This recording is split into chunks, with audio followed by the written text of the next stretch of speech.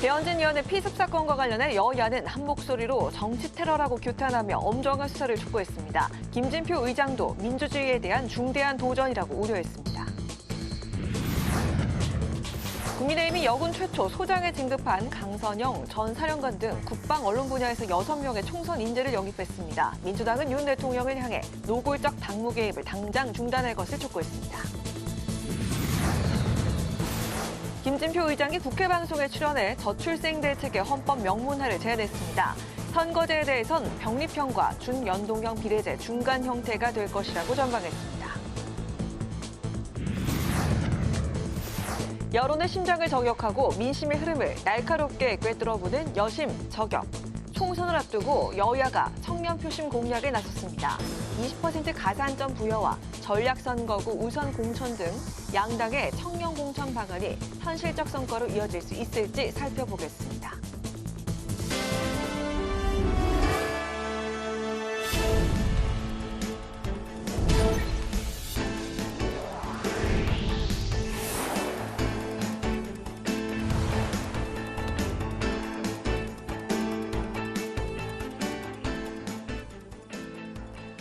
여러분 안녕하십니까? 1월 26일 금요일 국회 라이브 6 시작하겠습니다. 어제 발생한 배현진 국민의힘 의원의 피습 사건에 정치권은 또 한 번 충격에 빠졌습니다. 이재명 민주당 대표가 피습당한 지 3주 만에 또다시 테러가 발생했기 때문인데요. 국민의힘은 증오의 정치를 멈춰야 한다고 강조하며 대책 마련에 나섰습니다. 여당 소식 오다인 기자가 전합니다. 배현진 국민의힘 의원이 어제 저녁 10대 중학생에게 피습을 당하자 정치권은 모두 경악했습니다. 김진표 국회의장은 정치 테러는 민주주의에 대한 중대 도전이며 폭력 행위는 어떤 경우에도 용납할 수 없다고 강조했습니다. 국민의힘도 이재명 대표와 배현진 의원 등 정치인을 향한 테러가 잇따라 발생하자 증오의 정치를 멈춰야 한다고 주장했습니다. 우리 정치권 전체가 공동의 노력을 기울이지 않는다면 우리 민주주의는 만연한 폭력에 질식당할 것입니다. 21대 국회에서 정오의 정치는 멈춰야 합니다. 특히 총선을 앞두고 유권자와의 접촉이 많아지는 만큼 국민의힘은 경찰이 경호를 강화해야 한다고 강조했습니다. 윤 원내대표는 오는 29일 경찰청장과 함께 특별기구 설치 등 구체적인 방안을 마련하겠다는 계획입니다. 경비 대책이 주로 선거운동 기간 중 제한되어 있는데 이 기간도 조금 더 앞에서부터 이 경찰이 좀 대책을 세워야 되지 않는 생각을 가지고 있습니다. 이런 문제들을 포함해서 월요일 날 같이 논의를 한번 해볼 생각입니다. 한편 국민의힘은 국가안보와 언론계 인사 6명의 영입 인재를 발표했습니다. 먼저 국방 분야에서는 남성욱 고려대학교 통일융합연구원장과 강선영 전 육군항공작전사령부 사령관, 이상철 전 국가안보지원부 사령관과 윤학수 전 국방정보본부 본부장이, 언론 분야에서는 신동욱 전 TV조선 앵커와 진양혜 전 아나운서가 영입됐습니다. 국민의힘 인재영입위원회는 2월 말까지 매주 영입 인재를 발표할 예정입니다. 국회방송 오다인입니다.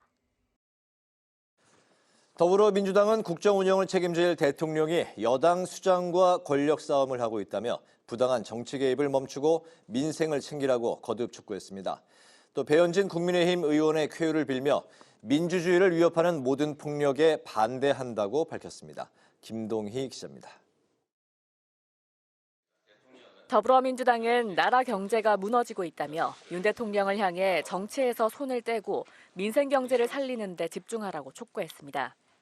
IMF와 코로나19 같은 시기를 제외하고 사상 처음 경제 성장률이 1%대까지 내려갔는데도 집권 세력이 총선용 포퓰리즘과 권력 다툼에 빠져 국정 운영이 정상이 아니라는 겁니다.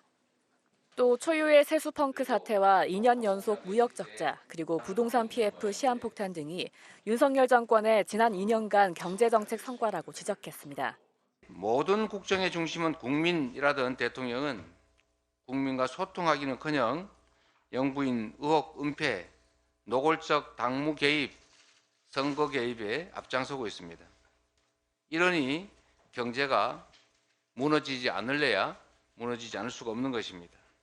대통령이 후보일 땐 특정 세력을 대표해도 취임 후엔 온 국민을 대표한다며 특정 정치 세력에 개입하는 건 법 위반이라고 지적했습니다. 중대재해처벌법 개정안과 관련해선 정부 여당이 2년간 허송 세월해놓고 책임의식 없이 유예해달라고 한다며 비판했습니다. 또 정부 여당이 마치 민주당이 법안 유예 시행에 임박해 추가로 조건을 내건 것처럼 가짜뉴스를 퍼뜨려 유감이라고 주장했습니다. 정부는 이제라도 저의 요구를 받든가 아니면 현장의 혼란을 최소화하기에 신속하게 대책을 마련하든가 둘 중에 하나를 선택하십시오. 배현진 의원 피습 사건을 두곤 명백한 정치 테러라며 당국의 특단의 조치를 촉구했습니다. 이재명 대표는 어떠한 정치 테러도 용납해선 안 된다고 강조했고 홍익표 원내대표는 민주주의를 위협하는 모든 폭력과 테러에 반대한다고 밝혔습니다. 당대표 정치테러대책위원회도 이 대표와 배 의원 테러 사건을 계기로 국회 차원의 테러 방지 대책을 마련하자고 제안했습니다. 국회 방송 김동희입니다. 총선이 75일 앞으로 다가왔지만 여전히 선거제도는 오리무중인 상황입니다. 선거제 확정에 키를 주고 있는 민주당 지도부는 병립형 비례제와 현행 제도 유지를 놓고 고심하고 있는데 80여 명의 민주당 의원들은 연동형 유지를 주장했습니다. 이소희 기자의 보도입니다. 현행 선거법에 따르면 비례대표 의석은 준연동형 비례제로 선출해야 합니다. 준연동형 비례제는 소수 정당의 원내 진출에 유리해 다양한 민의를 반영한다는 평가를 받는데 지난 선거처럼 위성 정당이 난립할 가능성이 있습니다. 국민의힘은 지난 9월 거대 양당에 유리하지만 위성 정당 같은 꼼수는 만들 수 없는 권역별 병립형 비례제를 당론으로 정하고 민주당의 입장을 정하라고 압박하고 있습니다. 민주당은 여전히 속내가 복잡합니다. 어제 의원총회에서 선거제 논의에 별다른 진전이 없었던 것으로 보이는데 민주당 지도부를 중심으로 병립형 비례제 회귀를 검토하고 있는 것으로 알려졌습니다. 어제 정청래 최고위원은 페이스북에서 총선은 단 한 표를 얻기 위해 최선을 다하는 총력전이라며 병립형 비례제 회귀를 공개적으로 지지했고 임혁백 공관위원장도 소수 정당의 비례의석 30%를 분배하는 조건으로 권역별 병립형 비례제를 주장했습니다. 진보 정당들은 민주당의 병립형 회귀는 대의를 잃는 것이라고 압박하고 있습니다. 스스로 한 약속을 뒤집어 권역별 병립형 제도나 기만적인 위성 정당 꼼수를 선언하는 순간 민주당은 모든 것을 잃게 될 것임을 분명히 경고합니다. 기본소득당 용해인 의원도 병립형엔 어떤 원칙도 없다며 비례연합정당 창당에 운을 띄워놓은 상황입니다. 이런 가운데 오늘 민주당 의원 80여 명은 준연동형 비례제 유지를 전제로 한 민주개혁 진보 대연합을 만들자고 나섰습니다. 범야권 대연합을 만들어 지역구는 민주당을 중심으로 정부 여당과 맞붙고 경합 지역에서는 개혁진보 연합을 통해 의석수 확보를 최대화하겠다는 방침입니다. 그러면서 병립형 비례제 퇴행은 안 된다며 연동형 비례제 약속을 지켜야 한다고 강조했습니다. 국힘과 야합해서 병립형으로 돌아간다면 민주진영 분열에 명분을 주는 것이며 윤석열 심판 민심을 분열시키는 악수 중의 악수입니다. 김두관 의원도 오늘 욕심 부리면 다 죽는다며 병립형 회귀 주장을 비판하고 나섰습니다. 당내 의원들이 지도부를 압박하고 나선 가운데 국민의힘은 병립형 비례제가 아니면 논의하지 않겠다고 하는 상황. 갈림길에 선 민주당 지도부가 어떤 결정을 내릴지 정치권의 관심이 모아지고 있습니다. 국회 방송 이소희입니다.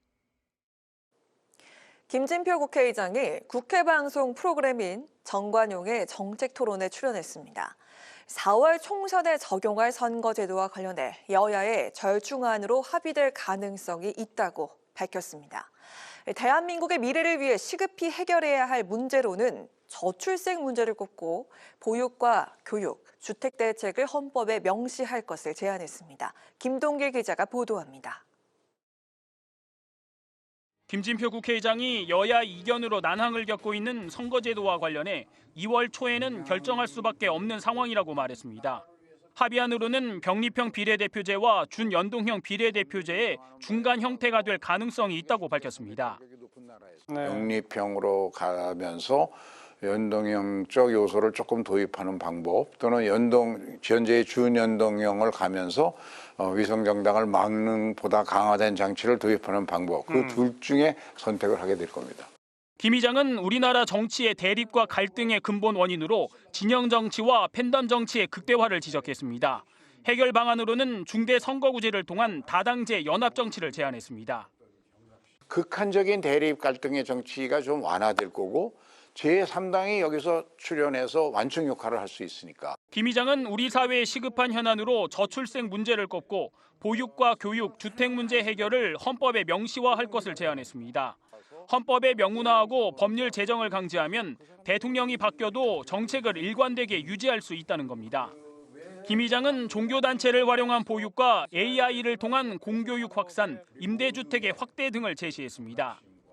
국민의 공론조사를 다 거쳐서 정해진 보육, 공교육 혁신, 주거정책의 혁신, 이 세 가지를 만들면 그러면 이거는 역대 정부가 지키지 않겠냐.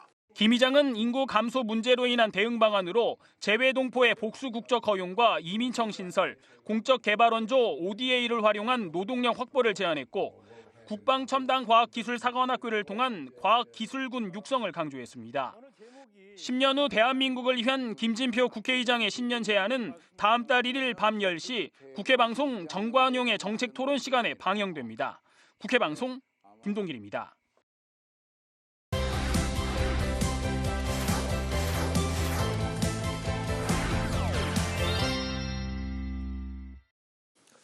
네, 한 주간 있었던 정치권 이슈를 콕콕 집어서 정리해드리는 순서 주간 이슈픽 코너입니다. 여러분의 시사지수를 높여드릴 김지수 아나운서 나와 있습니다. 안녕하십니까? 네, 안녕하십니까? 네, 첫 번째 이슈픽부터 볼까요? 네. 3주 만에 또 정치 테러. 네, 지난 1월 2일이었죠. 네. 이재명 대표가 부산에서 이제 피습을 당하면서 충격적인 사건이 벌어졌는데 네. 지금 정확히 23일 만입니다. 어제 25일에 이 배현진 국민의힘 의원이 강남의 한 건물에서 10대 중학생에게 피습을 당하는 다시 한번 충격적인 일이 벌어졌습니다. 네, 이재명 대표가 부산에서 피습당한 지 이제 23일 만이었는데 네. 어제 이제 오후 5시 조금 넘어서 속보가 떠서 저도 무척 놀랐었는데 배현진 의원이 결국 이제 한 중학생에게 돌로 이제 피습을 당한 거였어요. 네. 네. 다시 그 상황 좀 정리를 해볼까요? 네, 어제 상황부터 정리를 해보면 국민의힘 배현진 의원이 서울 강남의 한 건물에서 이 중학생에게 습격을 당한 겁니다. 이 중학생은 이 배 의원의 수행비서가 주차장에 간 사이에 이 배 의원의 머리를 돌로 총 17차례나 가격을 했는데요. 배현진 의원이 맞냐고 물어보면서 이제 신분을 확인한 뒤에 때리기 시작했고 네. 배 의원이 쓰러진 뒤에도 계속 때리는 모습이 CCTV에 잡혀 있었습니다. 지금 영상으로도 지금 보시고 계신데요. 네. 충격적인 일입니다. 배 의원은 1cm 정도의 열상인데 이제 1차 봉합을 했고 두핀의 출혈이나 골절 소견은 없다는 순천향 병원 측의 설명이 있었고요. 경찰은 체포된 중학생을 오늘 새벽에 응급 입원 조치를 했습니다. 정신질환자로 추정되는 사람이 자해나 타해할 위험이 있을 경우에 의료기관에 72시간 이내, 그러니까 3일 이내에 강제 입원시킬 수 있는 제도입니다. 네. 한편 연초부터 앞서 말씀드렸듯이 민주당 이재명 대표가 이 부산에서 60대 남성으로부터 흉기로 공격을 받아서 이 목을 다치면서 한동안 병원과 자택에서 치료를 받는 일이 있었고요. 지난 2006년에는 지방선거를 앞두고 당시 한나라당 대표였던 박근혜 전 대통령이 커터칼로 습격을 받은 일, 그리고 또 2년 전에는 송영길 전 민주당 대표가 70대 유튜버에게 둔기로 여러 차례 공격을 받는 일이 있었는데요. 이 테러의 어떤 종류가 좀 다양해지고 강도가 세지고 있다, 이렇게 볼 수 있겠습니다. 네, 도대체 이제 중학생이 왜 이런 짓을 저질렀는지 의문인데 무려 이제 또 17차례나 가격을 했다고 하니까 더 충격인데요. 네. 이 선거 때마다 반복되는 피습 사건에 이제 정치권이 비상에 걸린 이제 상황입니다. 여야는 이번 사건을 정치 테러로 이제 규정을 했네요. 한 목소리로 이제 규탄을 했죠. 네, 그렇습니다. 총선이 이제 75일밖에 남지 않은 상황에서 정치인을 향한 물리적 범죄가 계속되는 것 아니냐, 지금 이런 우려가 나오고 있습니다. 특히 이제 총선을 앞두고 253개 지역구에서 이제 유세가 벌어지지 않겠습니까? 네. 그런 유세 현장 등 이 외부 활동이 늘어날 수밖에 없는 상황이라서 정치 테러에는 여야가 따로 없다는데 공감하고 한 목소리를 냈습니다. 어제 순천향병원을 찾은 한동훈 위원장, 테러의 피해는 진영의 문제나 당의 문제가 아니다. 다 같이 모두 이런 일이 절대 있어서는 안 된다고 밝혔고요. 국민의힘은 이 사안의 진상이 신속하고 명확하게 밝혀지는데 최선을 다하겠다고 덧붙였습니다. 최근 피습을 당했던 이재명 대표도 SNS에 글을 올렸는데 믿을 수 없는 사건에 상처가 저릿해 온다며 어떠한 정치 테러도 용납해선 안 된다. 철저하고 단호하게 대응해야 한다고 밝혔습니다. 또 오늘 김진표 국회의장도 이번 테러와 관련된 입장문을 냈는데요. 정치 테러는 민주주의에 대한 중대한 도전이라며 폭력 행위는 어떻게도 용납할 수 없다고 밝혔고요. 극단의 정치에서 벗어나야 한다. 정치권 모두가 각별한 경각심을 가지고 대화와 타협의 정치를 되살리기 위해서 노력해야 한다고 강조를 했습니다. 네, 신속하게 쾌유해서 원래의 모습으로 배현진 의원 돌아왔으면 좋겠습니다. 네. 두 번째 이슈픽 보죠. 어떤 내용일까요? 네, 이준석, 양양자 합당입니다. 네. 엊그제 이제 두 대표가 합당을 선언을 했는데요. 네. 제3지대 통합 논의에 속도가 붙으면서 이제 향후 3지대 정치 지형에 지금 급격한 변화가 예상되고 있는 상황입니다. 네, 그렇죠. 제3지대를 아우르는 세력 중에서 처음으로 이제 손을 맞잡은 이제 케이스가 나오게 됐는데 이준석 대표, 이제 양양자 대표 서로 비전과 같이 이제 동의하면서 합당을 선언했네요. 그렇습니다. 양당제의 틀을 깨겠다며 제3지대로 뛰어든 세력 가운데 처음으로 손을 맞잡은 것이 바로 이준석, 양양자 대표였습니다. 네. 서로의 비전과 가치에 동의를 한다며 총선을 75일 앞두고 한 배를 타기로 결정을 한 건데요. 국회 소통관에서 기자회견을 열었는데 이준석 대표는 한국의 희망과 개혁신당은 공통의 목표를 가지고 앞으로 정치적 활동을 같이 하기로 했다고 밝혔고요. 양양자 대표도 개혁신당이 한국의 희망이고 또 한국의 희망이 개혁신당이다 이렇게 말을 했습니다. 한편 통합신당의 당명은 이준석 대표의 개혁신당으로 정했고요. 대신 당의 표는 이 한국의 희망으로 정하기로 했습니다. 네, 색깔은 오렌지로 하기로 했나 보죠. 양양자 의원도 그 오렌지 셔츠를 입고 나왔네요. 네, 맞습니다. 네, 이렇게 이제 그 제3지대 통합이 시작되면서 향후 이제 이낙연 전 대표, 금태섭 대표 또 탈당한 비명계 모임이 만들었던 그 미래태연합 행보에 또 관심이 쏠리고 있네요. 그렇습니다. 이번 주에 그 호남을 찾았습니다. 이낙연 전 대표가 1박 2일 일정으로 호남을 찾았는데 여기서 그동안 이제 총선 불출마의 뜻을 밝혀왔다가 이 자리에서 광주 시민들의 의견을 듣고 결정하겠다. 이렇게 밝히면서 입장 변화의 가능성을 내비친 겁니다. 네. 이낙연 전 대표는 광주 시민을 비롯해서 좀 더 많은 분의 의견을 듣고 본인도 더 깊게 생각해서 결론을 내리겠다 이렇게 밝혔는데요. 민주당에서 탈당한 이 3명이 주도하는 미래대연합이 이 전 대표와의 합당 조건으로 제시한 것이 이 전 대표의 바로 호남 출마였습니다. 이에 이낙연 전 대표의 새로운 미래와 미래대연합은 빠르면 다음 주 초에 합당할 가능성이 지금 제기가 되고 있는 상황이고요. 여기에다 금태섭 대표의 새로운 선택도 이 설 연휴 전후로 빅텐트를 세우겠다는 뜻을 밝힌 만큼 제3지대 통합이 가시화되고 있습니다. 네, 아직까지는 이제 중텐트, 이제 그 빅텐트로 갈지 네. 향후 이제 또 지켜봐야 될 그렇습니다. 사안인 것 같고요. 마지막으로 세 번째 이슈픽 살펴볼까요? 네. 네, 선거제 개편 안개 속.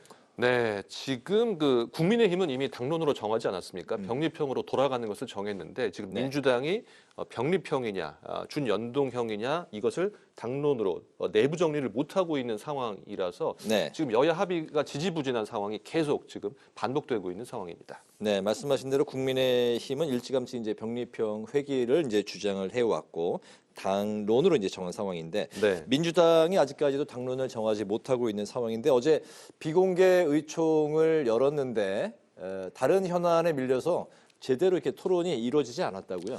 그렇습니다. 이 사실 그 비례대표 배분 방식을 바꾸려면 공직선거법을 개정해야 하거든요. 네. 거대 야당인 민주당이 결국 키를 쥐고 있다 이렇게 볼 수 있는데 선거가 지금 석 달도 남지 않은 상황에서 당내 이견이 좁혀지지 않은 모양새입니다.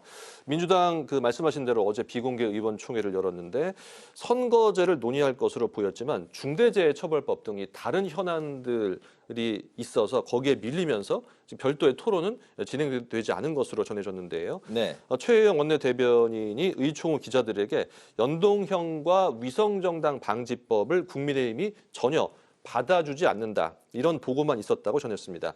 현재 민주당에서는 지난 대선에서 위성정당을 방지하는 연동형과 권역별 비례대표제를 약속했기 때문에 이를 지켜야 한다는 주장과 현행 제도에서 국민의힘이 위성정당을 만들면 원내 일당의 자리를 넘겨줄 수 있다는 이런 위기감이 있기 때문에 병립형으로 돌아가자 이런 주장들이 맞서고 있는데요.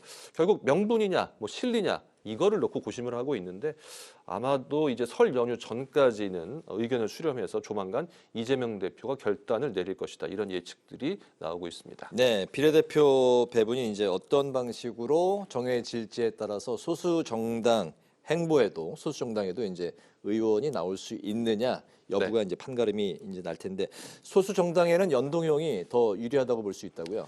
그렇습니다. 먼저 병립형부터 보면 병립형은 지역구 의석수와 무관하게 정당 득표율에 따라서 47석의 비례의석을 배분하기 때문에 거대 정당에 유리하고요. 네. 말씀하신 대로 연동형은 지역구 당선자를 못 낸 정당에도 기회가 갈 확률이 높기 때문에 소수 정당에 유리한데요.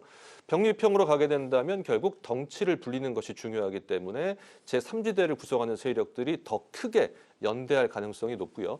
연동형으로 가게 되면 소수 정당에도 승산이 있기 때문에 세력들이 각자의 노선으로 갈 확률이 조금 높을 수 있다. 이런 분석들이 정치권에서 나오고 있는데요. 여기에다 지금 이 권역별 병립형 비례 제도도 민주당이 고심하고 있는 것으로 전해지고 있어서 설 연휴 전까지 좀 상황을 지켜봐야 될 것 같습니다. 네, 이제 75일 남았는데 아직까지 이제 선거 제도가 확정이 되지 않은 상황. 네, 원래는 1년 전까지 정해야 되는데 아직 네. 정하지를 못하고 있습니다. 네, 김진표 국회의장이 오늘 이제 그 정관용 정책 토론에서 여야 간의 이제 합의로 그 선거제가 이제 확정이 될 거다 이런 이제 또 비전을 밝혀주셨네요. 네. 오늘 주간 이슈픽은 여기까지 듣겠습니다. 김지수 아나운서와 함께했습니다. 수고 많았습니다. 네, 고맙습니다.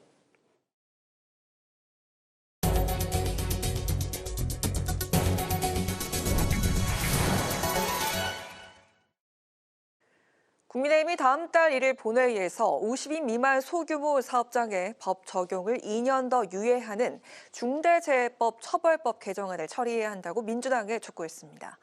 윤재욱 국민의힘 원내대표는 끝내 유예안 처리는 이뤄지지 않았다며 성실한 사업자들이 졸지에 범죄자가 되는 비극을 민주당은 원하는 것이냐고 물었습니다.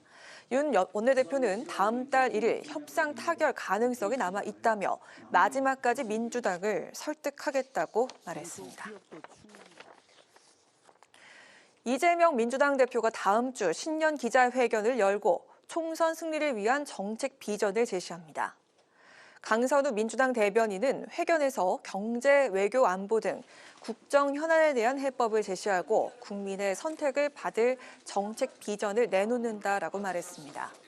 신년 기자회견은 오는 31일 국회 사랑제에서 열릴 예정입니다. 이낙연 인재영입위원장이 이끄는 새로운 미래가 총선을 앞두고 40대 이하 청년 인재 4명을 처음으로 영입을 했습니다. 영입 인재는 장승환 부산대 연구교수, 조규민 스타트업 대표, 신재용 러시아 무술 삼보 국가대표, 그리고 최재영 한국영상대 외래 교수입니다. 새로운 미래는 사회적 성공이나 스펙에 치중했던 기존 정당의 인재 영입 방향과는 달리 자신의 분야에서 전문성을 쌓아온 숨은 영웅을 찾는 데 중점을 두겠다라고 말했습니다. 김진표 국회의장이 조 윌슨 미국 연방 하원 의장을 만나 한미 의원 연맹의 필요성을 강조했습니다. 김 의장은 최근 한미일 캠프 데이비드 정상회의 등으로 한미 관계가 글로벌 전략 동맹으로 발전했으며 한국 의원들의 만장일치로 한미 의원 연맹 결의안도 통과됐다고 설명했습니다. 이어 한미 의회 간 교류 협력을 위해 워싱턴에 개설되는 의회 교류센터 개소식에도 참석을 요청했습니다.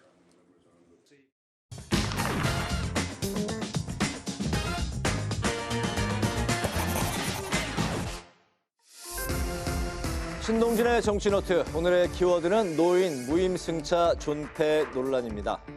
이준석 개혁신당 대표가 65세 이상 지하철 무임승차 폐지를 선거 공약으로 내세웠습니다.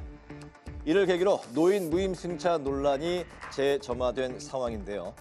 65세 이상 노인층의 지하철 무임승차 제도를 폐지하는 대신에 버스와 택시에서도 사용할 수 있도록 월 1만 원씩 지급되는 연간 12만 원의 선불형 교통카드를 제공하겠다는 겁니다.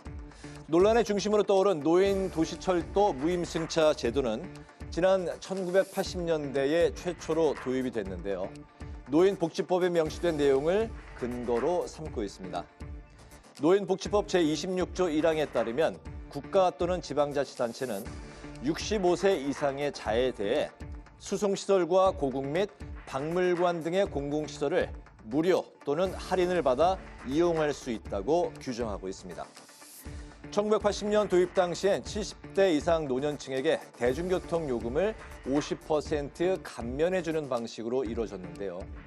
65세 연령 확대 개편을 통해 이용자가 늘어나게 됐고 1984년에 비로소 지금과 같은 완전한 무임승차 제도로 바뀌게 됐습니다. 하지만 적자 등을 이유로 무임승차 제도에 대한 반발이 커지자 버스는 무임승차 제도를 폐지하게 되고 지하철은 그대로 유지해 왔는데요. 1994년 서울지하철공사도 무임승차로 인한 운임 손실액에 대해 국고 보조를 요청하는 등 경고등이 켜지게 됐습니다.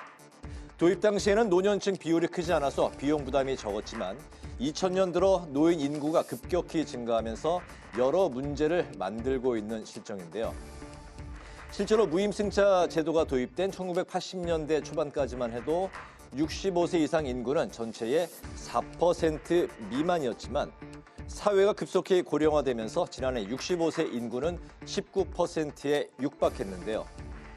서울교통공사에 따르면 지난해 65세 이상 노년층 무임승차 인원은 총 2억 2천여만 명에 달했고 2022년에 노인 무임승차로 입은 손실금은 3,152억 원에 달하는 것으로 드러났습니다.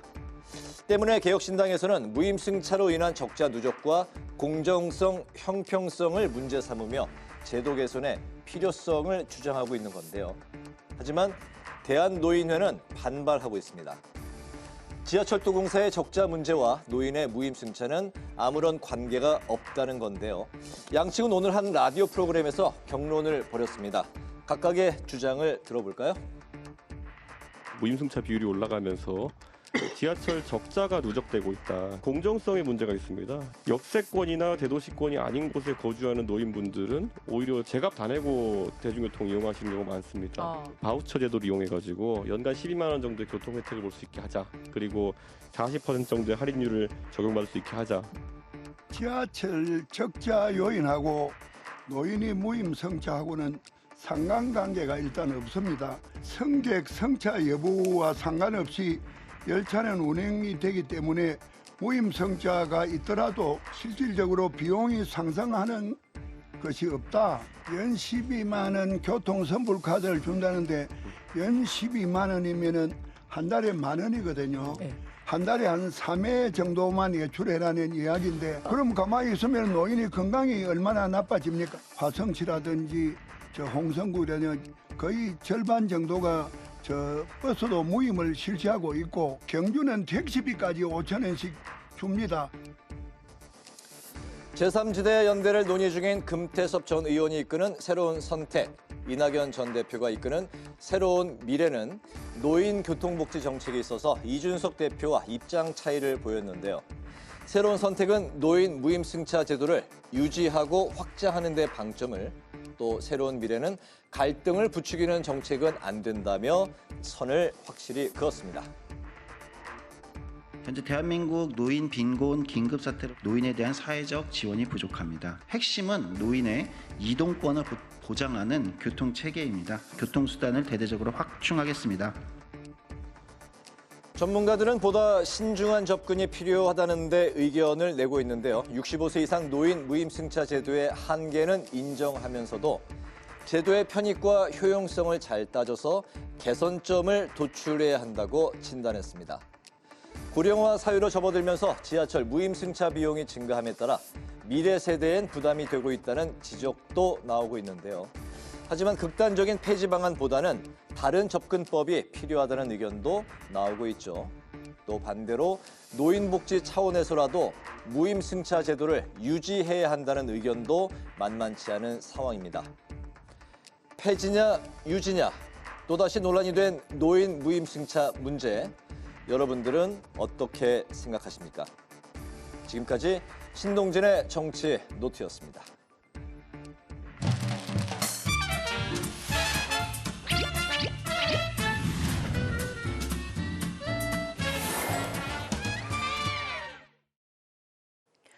정치권 이슈와 정책 분석을 통해 여론의 심장을 저격하고 민심의 흐름을 날카롭게 꿰뚫어봅니다. 여심 저격. 최수지 국민의힘 서울시 의원, 양소영 민주당 전국대학생위원장 나오셨습니다. 두 분 환영합니다. 안녕하세요. 안녕하세요. 네, 어제 충격적이고 안타까운 사건이 있었습니다. 먼저 이 얘기를 좀 해볼까 하는데 어제 서울 강남에서 한 중학생이 국민의힘 배현진 의원을 공격하는 사건이 발생을 했습니다. 자세한 조사 결과가 나와 봐야 알겠지만 이 학생이 평소 우울증이 있었고 그날 어제 연예인을 보기 위해서 그 일대에 좀 방황을 했다 이런 이야기를 하긴 했습니다만 이번 일로 정치권이 불안에 휩싸이게 되는 건 또 사실인 것 같습니다. 좀 이 얘기를 좀 해볼까 하는데 배현진 의원 피습 사건의 여야는 국민의힘은 경찰청장과 안전대책을 논의하겠다 이렇게 밝혔고 민주당은 국회 차원의 정치테러 대책특위 구성 요구와 함께 이재명 대표 사건 당시 안이한 대응과 수사 의혹을 재차 지적을 했습니다. 자, 이렇게 정치인 피습 사건이 연이어 발생했는데 이걸 어떤 관점에서 보는 게 좋을지 이야기 좀 먼저 나눠볼까요? 최 의원? 네. 4.10 총선이 앞으로 약 75일가량 남았습니다. 계속해서 이렇게 좀 정치인들이 피습당하는 사건이 벌어지다 보니까 앞으로 선거운동을 하면서 유권자를 단 한 명이라도 더 만나야 되는 정치인 입장에서는 어디에서 어떤 일이 일어날지 모르기 때문에 좀 불안감에 휩싸일 것 같다 걱정이 되었습니다. 정치가 워낙 양극단으로 좀 갈라지는 모습을 보이다 보니까 지지층이 이렇게 좀 분열되는 게 아니냐 이런 분석도 나오고 사실은 이 중학생에 대한 좀 개인적인 정보도 나오고 이렇게 보도가 되고 있는데 저는 단순히 이 배현진 의원 피습 사건이 중학생의 개인적인 문제가 아니라 사회적인 문제에서 만약에 시작된 거였다면은 좀 정치권에서도 이런 연이은 사건들에 대해서 좀 신경을 곤두세워야 될 것 같다라는 생각이 들었습니다. 네. 윤재욱 원내대표도 우리 정치가 너무 이렇게 극단적으로 가면 안 된다 이렇게 경종을 느끼는 사건이다라고 이야기를 했는데요. 상생과 협치가 조금 보여야 사실 이런 지지층에서도 좀 분열이 일어나는 것은 막을 수 있지 않을까 생각이 들었고요. 사실 이 미성년자가 이런 행동을 하기까지에 어떻게 이 의식이 흘러갔는지는 아직 수사를 진행해봐야 알겠지만 사실 너무 끔찍하잖아요. 네, 그래서 이런 혐오 정치라고 하면은 이런 혐오 정치를 조금 간극을 줄여나가는 그런 방향으로 관점으로 가야 할 것 같다라는 생각이 들었습니다. 네, 양 위원장 어떤 관점에서 보셨습니까? 저는 사실 아직 수사 단계라서 말씀드리는 게 굉장히 조심스럽지만 아직까지 정치적 테러라고 규정할 수 있는 수사 결과가 나오지 않은 상황에서는 지금 사회적인 질서가 굉장히 붕괴되어 있다라고 바라보고 있고 정치적 피습 테러 수사인지 수사 상황을 지켜봐야겠지만 말씀하셨던 것처럼 명명백백히 수사 조사를 해야 된다라고 바라보고 있고 어떻게 보면 이제 폭력적 행위는 어떠한 걸로도 정당화될 수 없지 않습니까? 그래서 이런 사회적 갈등 양상이 앞으로는 없어야 된다라고 바라보고 있고 한 가지 우려되는 지점은 지금 경찰의 대응이 야당을 대하는 것과 여당을 대하는 것이 다르다라는 일부의 주장이 있는데 지금 이런 사안에 대해서는 이 논의를 해야 될 때는 아니라고 생각합니다. 배현진 의원님에 대한 과도한 억측 또는 악플 이런 것을 멈추고 여야가 머리를 맞대고 재발 방지 대책을 위한 합의를 해야 된다라고 생각하고 있습니다. 네, 이번 사건을 놓고 여성 정치인 간의 신경전까지도 벌어지게 됐습니다. 국민의힘 이수정 예비후보가 자신이 받은 협박 편지를 공개를 하면서 여성이라서 당했을 수 있다, 이렇게 말을 했습니다. 개혁신당의 허은하 최고위원이 이거 바로 남녀 갈등 조장이다라고 유감을 표했는데, 자, 이 사건 두 분 어떻게 생각을 하시는지 먼저 들어볼까요? 저는 이수정 예비후보가 이렇게 이야기를 하는 것은 과한 해석이자 억측이다, 좀 이렇게 바라보고 있고, 저런 말들이 지금 우리 사회의 갈등을 부추기고 있는 주축이 될 수 있는 발언들이거든요. 이재명 대표 피습이 남성이라서 당한 것도 아니고, 마찬가지로 배현진 의원님이 여성이라서 당한 것은 아니라고 생각합니다. 정치적 피습 테러 행위에 대해서 여성이라서 또는 남성이라서는 없습니다. 민주주의 질서를 붕괴하고 위협하는 행위 자체가 이 사건의 본질이고, 여성이라서 남성이라서 이렇게 하는 것은 말씀하셨던 것처럼 갈라치기, 갈등 조성을 할 수 있는 요인이기 때문에 이런 말씀을 하시는 건 좀 자제해야 된다라고 봅니다. 네, 최 의원. 네, 수원정 지금 예비후보로 등록했습니다.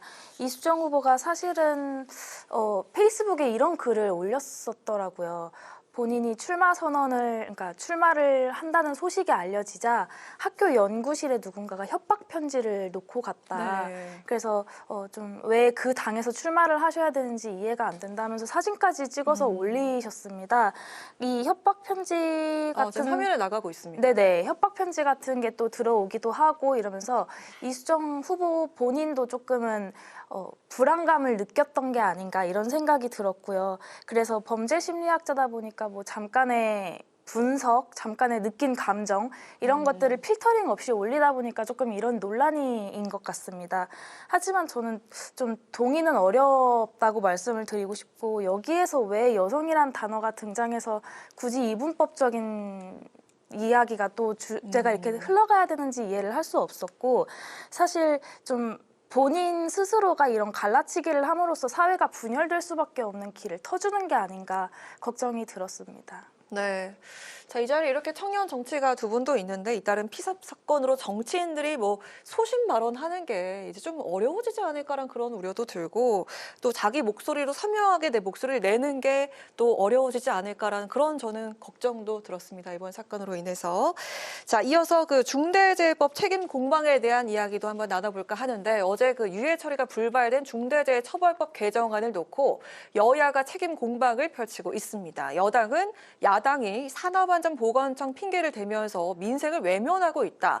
그리고 야당은 2년간 무대책으로 일관한 당정이 유예만 고집하고 있다. 서로 이런 입장인데, 양측이 추가 협상에 나설지, 그래서 다음 달 1일 본회의에서 처리가 될지 가능성이 있을지 좀 들어볼까요, 최 의원? 네, 가능성을 논하는 게 아니라 당연히 좀 추가 협상이 있어야 된다라는 말씀 드리고 싶은데요. 중대재해법, 이거는 현실에 맞지 않는 과도한 입법이다라는 말씀을 드리고 싶습니다. 민주당에서 지금 계속해서 이야기를 하는 게 이 법안을 유예시키면은 사실 노동자를 죽이는 것이다라고 주장을 하고 있는데, 이거는 노사 모두를 살리기 위한 유예 법안이거든요. 수많은 영세 소상공인이나 중소기업 같은 경우는 만약에 가능하다면 5인 미만으로 줄이려고 노력을 할 거고요. 그러다 보면은 지금 800만 명이라고 추산을 하고 있는데 800만 명의 근로자가 일자리를 잃을 수도 있는 겁니다. 그래서 경제와 기업의 생리를 뭔가 이해하지 못하고 좀 이렇게 마구잡이식으로 넘어가게 되면은 안 된다라는 말씀 드리고 싶고요. 달빛철도 특별법 같은 경우에는 총선 득표와 좀 관련된 법안이기 때문에 법사위에서 정말 일사천리로 통과가 된 거잖아요. 그래서 좀 이런 법안이랑은 대조적이다라는 말씀을 드리고, 사고가 나지 않는 게 중요합니다, 물론. 그래서 좀 안전수칙을 잘 이끌어 나갈 수 있는 그런 법안으로 가는 방향은 맞지만, 아직 코로나에서 막 벗어난 이 50인 미만 사업장들은 좀 열악한 인력, 재원도 부족하고요. 그리고 좀 사업 환경도 어렵다고 하니까 좀 이런 요소들이 아직 준비가 되지 않았고 어렵다고 이야기를 하고 있는 와중에 좀 너무 밀어붙이면은 오히려 안 좋은 방향으로 흘러갈 수도 있을 것 같아서 저는 좀 그런 말씀을 먼저 드리고 싶었어요. 정부가 아직 아무것도 하지 않고 있다가 유예만 맺히고 있는 게 아니냐라는 말씀을 앵커께서도 해주셨는데, 좀 반박을 하자면 준비가 부족하다고 정부가 인정을 했습니다. 작년 말에 이제 민주당이 이 법안 관련해가지고 3가지 약속 전제 조건을 내걸었었습니다.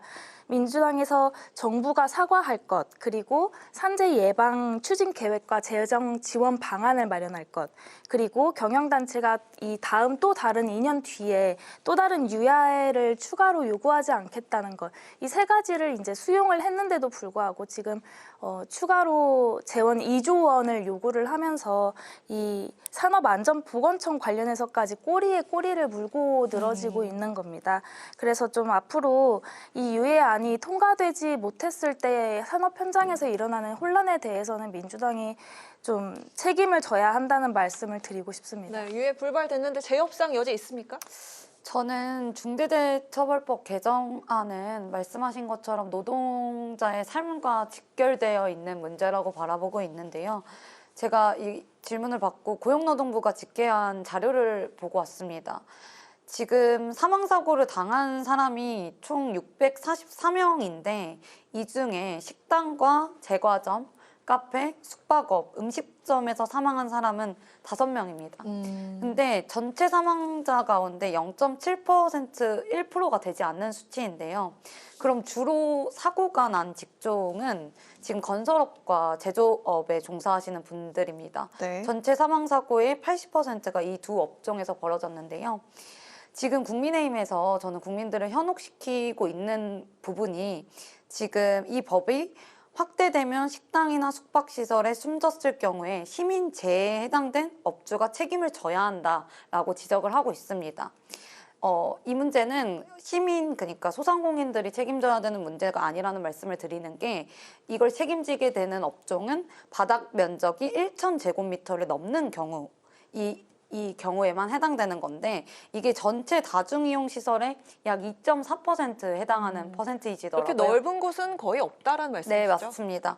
그러니까 말씀하셨던 대로 소상공인이나 서민, 골목식당의 상권들에 해당되지 않는 경우다 이런 말씀을 드리고 싶고 말씀하셨던 것처럼 국민의힘에서도 어쨌든 사과를 하셨지만 지금 2년간 허송세월을 보내고 있다가 아무런 책임의식 없이 대안 없이 무작정 유예만 외치는 것은 정말 잘못된다라고 바라보고 있고 여야 공방의 사안이 아니라고 생각합니다. 정부가 사과하기 싫으면 이제라도 민주당에서 말씀하신 대안들을 제시한 것을 받아들이고 지금 여전히 현장에서도 목숨을 잃고 계시는 노동자분들을 위해서 대책 마련에 앞장서야 된다라고 바라보고 있습니다. 네. 하실 말씀도 있으시죠? 네. 들어볼게요. 네. 들어볼게요. 지금 그 산업안전보건청 관련해서 말씀을 네, 주셨는데 이거는 사실 민주당이 작년 말에 국민의힘과 협의를 했던 부분과는 다르게 또 추가로 지금 또 다른 요구를 하고 계시는 거잖아요. 네. 그래서 좀 이런 것들에 대해서 한번 약속을 지켰으면 그래도 유예를 해서 지금 어떻게 흘러가는지에 대한 중대재해처벌법을 조금 더 같이 수기를 해야 된다고 생각을 하는데 이런 과정이 없이 일단은 안 해버린다고 이렇게 해버리는 거는 저는 좀 이해할 수 없었다라는 말씀을 먼저 드리고 싶고 아까 우리 양소영 위원장께서 말씀해 주셨다시피 643명 중에 5명입니다. 네. 그것도 정말 큰 수치거든요, 사실은. 아무리 식당, 카페, 면적에서 따진다고 하면은 뭐 아까 2.4%라고 말씀 주셨나요? 그래서 0.7%에서 해당하는 그 인원들까지도 같이 아울릴 수 있는 중대재해처벌법을 만들자는 거기 때문에 민주당에서는 꼭 협상을 했으면 좋겠다는 말씀 드립니다.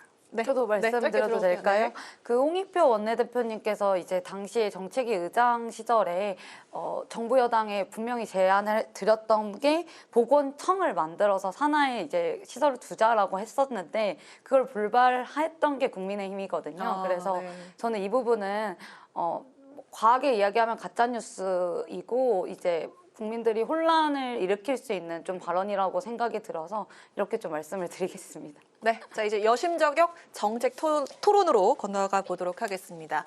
여야가 총선의 캐스팅보트로 꼽히는 청년 표심 공략에 나섰습니다. 지난 24일 한동훈 비대위원장은 대학으로, 이재명 대표는 군 부대로 향했습니다.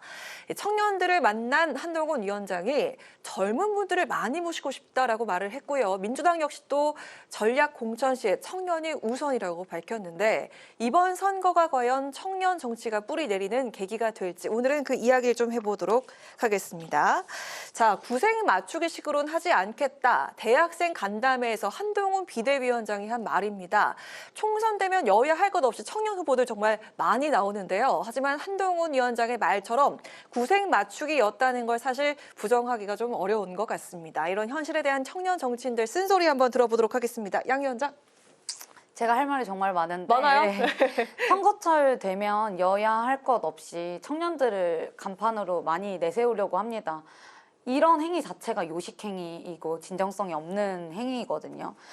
저희가 선진 정치국을 이야기하면서 독일식 이야기를 많이 하는데 독일의 기민당, 삼인당의 청년들은 청소년 시절부터 그들이 당내에서 훈련되고 교육할 수 있는 시스템이 마련되어 있는데 이들이 이제 빠르면 20대, 늦어도 30대에는 선출직 공직자로서 활동할 수 있게끔 마련이 됩니다. 되게 젊은 나이입니다. 네, 맞습니다. 근데 반면에 한국 정치는 당내에 이런 내부적인 시스템이 없습니다. 이게 마련되지 않는 문제들이 다양하게 존재하는데 저는 청년 정치인 중에 영입 인사로 정치권에서 깜짝으로 낙하산식으로 영입되어 있는 분들 중에 과연 지금 국회에 계신 분들이 얼마나 제대로 활동을 하신 분들이 지금 생각하시는 분들이 머릿속에 없을 거라고 저는 생각이 들고요. 경험이 전무하다 이런 말씀이시죠? 그렇죠. 그러니까 제대로 검증되지 않고 데리고 들어왔다가 막상 문제가 생기면 정치권에서 보호해주지 않습니다. 그렇죠. 나 몰라라 하는 경우가 네, 좀 버립니다. 한마디로. 그래서 데려왔다가 쓸모없으면 버리고 이런 일들이 계속 반복되고 있는 실정에서 기본적인 검증이 되지 않고 훈련되지 않는 사람들을 데려오기 때문에 이런 문제가 발생하고 있다라고 바라보고 있고 비단 정치권에 속한 이런 기득권들의 문제의식이라고 바라보지는 않습니다. 왜 이런 말씀을 드리냐면 저는 민주당에서 10년 동안 활동을 했고 그 과정에서 그 정무직 당직자 활동도 했고 사무직 공채로도 활동을 했는데요. 상당한 경력이 있으시네요. 네, 사무직 당직자로도 직원으로서도 일을 했었는데 직원으로서도. 네, 국민의힘의 당원 수를 제가 정확히 모르겠지만 네. 민주당 같은 경우에는 지금 약 450만 명이 넘는 당원이 있다고 알려져 있습니다. 그런데 이들을 체계적으로 관리하고 교육할 수 있는 시스템, 그러니까 즉 사무 실무 인력 자체가 정당법상 중앙당 100명, 시도당 100명으로 제한되어 있는 실정입니다. 그렇다면 450만 명의 당원을 관리하기 위한 실무 인력은 200명밖에 불과하지 못한 상황이라서 늘어날 수가 없나요? 없습니다. 정당법상, 지금의 현행법상. 그래서 체계적인 양성을 구축할 수 있는 시스템이 없다 이렇게 말씀을 드리고 싶고 많이 힘드셨겠어요. 네, 저도 당직자로 일하면서 이런 한계에 봉착할 때마다 더 좋은 교육 시스템 턱없이 만들기 부족한 인력이다 이렇게 말씀을 드리고 싶고 제대로 된 시스템을 도입하기 위해서는 충분한 정당 당직자 채용 시스템이 구축되어야 한다라고 바라보고 있습니다. 오늘 이런 이야기도 들을 수 있어서 좋습니다. 어떻습니까? 국민의힘 측은 좀 상황이 어떤지 궁금한데. 네. 지방의회나 광역의회와는 좀 다르게 국회에서는 청년 정치인을 찾기가 더 힘듭니다. 맞아요. 사실 저번 지방선거에서 좀 청년 정치인을 많이 발굴해내서 당선된 케이스가 많은데 아직 국회에서는 특히 더 찾기 어려운 것 같아요. 저희도 이 두 분 스카우트하기 어려웠습니다. 청년이 많이 없거든요. 네. 말씀하시죠. 네. 그래서 이번 총선 때 뭔가 여야가 앞다퉈서 이렇게 청년 정치인들을 끌어들여오려고 하는 것 같은데 사실 당이 청년 정치인을 끌어들어옴으로써 얻는 게 무엇인지를 먼저 좀 고민을 해봐야 하는 것 같아요. 막상 그냥 당에서는 새로움 혹은 당의 주류와 다른 의견을 좀 내는 독특한 그런 이미지를 가지고 청년 정치인을 영입하는 것 같은데 무조건 새로운 이미지만 쓰여지고 버려지는 뭔가 이런 것들 자체가 청년 정치에 대한 좀 편협한 시선이지 않을까 생각이 들었습니다. 네, 이번 총선에도 양당은 청년 공천 방안을 마련했는데 국민의힘은 만 34세까지 최대 20% 가산점에 20대는 등록 경선비까지 면제를 해줍니다. 민주당은 공관위원회 20%를 청년으로 배치를 했고요. 전략선거구 17곳에 청년과 여성을 우선 공천한다는 원칙입니다. 근데 왜인지 정작 그 청년 정치인들 사이에서 오히려 입지가 줄어들었다라는 그런 반응도 있는 게 사실인데 각 당의 청년 공천 방안 어떻게 평가를 하십니까? 최 의원이 먼저 들어볼까요? 네, 적은 숫자지만 일단 공천룰이 배치된 것은 좀 다행이라는 생각이 우선 들었고요. 원내에 청년 정치인이 진입한다고 해서 청년의 목소리만을 대변하는 것이 아니라고 생각을 합니다. 이 지역구로 선거를 치른 청년들은 기성 정치인들이 하던 어떤 지역구 정치 활동을 그대로 답습해야 하는 경우도 있거든요. 그리고 당의 눈치도 사실은 좀 철저하게 봐야 하고요.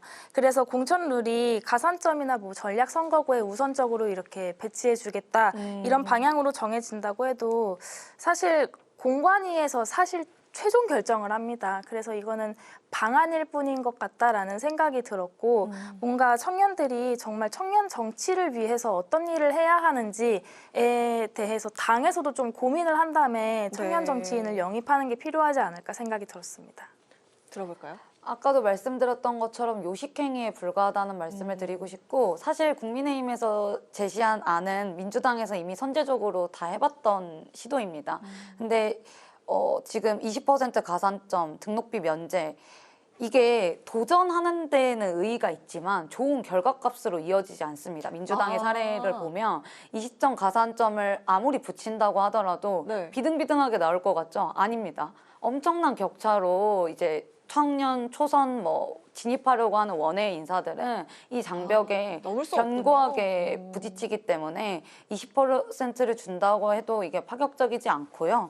지금 민주당도 마찬가지인 게 청년 여성 전략공천 우선 하겠다라고 했지만 큰 실효성을 기대하기는 어렵다라고 저는 관측하고 있고 아까도 말씀드렸던 것처럼 제대로 검증되지 않는 외부 영입 인사들 100% 문제 생길 수 있다라고 생각하고 그래서 정당에서 훈련되고 교육된 그 인재풀을 구조적으로 만들어내는데 더 힘을 써야 된다는 말씀을 드리고 싶습니다. 네, 지난 그 21대 총선에서 당선된 2030 의원이 총 11명이었습니다. 올해는 잘 준비된 청년 후보들이 얼마나 국회 입성하게 될지 저희가 관심을 갖고 지켜봐야겠습니다. 자, 마무리하도록 하겠습니다. 지금까지 최수지 국민의힘 서울시 의원, 양소영 더불어민주당 전국 대학생위원장과 함께한 여심 저격이었습니다. 두 분 고맙습니다. 오늘 국회 라이브 6 여기까지입니다. 시청해주신 여러분 고맙습니다. 편안한 주말 보내십시오.